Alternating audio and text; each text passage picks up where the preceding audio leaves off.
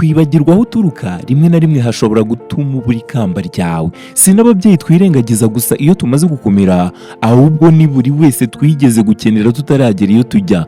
Ntuzakore ikosa ryo kwibagirwa aba bantu babiri: umuntu wakwirengagije igihe wari umukeneye cyane, na wa wundi wagufashije na mbere y'uko ubimusaba, wa wundi waguhaye ikiganza igihe abandi bose bari bo bashaka impamvu. Umuntu ashobora kugukunda uko ashoboye kose kugeza igihe azashoborera kugukuraho icyo ashaka. Urwo rukundo rushirana n'inyungu zabo. Reka nkubwire gato ku bantu: ese wabonye ukuntu abantu bahinduka vuba? Wa wundi uyu munsi ukubwira kuri buri kimwe kuri we, ejo ntibizagutungure nusanga atakibuka ko unabaho.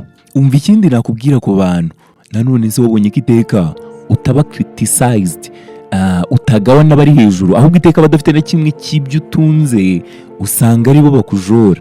Ikintu nshaka ko wiga ku bantu ni uburyo umuntu ata igihe asaba imbabazi hejuru y'ikosa azi neza ko atagiye gukosora. Mu bantu hari abazatinya kuguha ubufasha gusa mu by'ukuri atari uko hari icyo bakubonamo, ahubwo batinya icyo ushobora kuzavamo.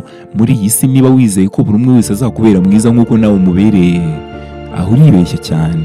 Ni nko kwizera ko intare itari buze kukurya gusa kuko ngo nawe utayisagariye.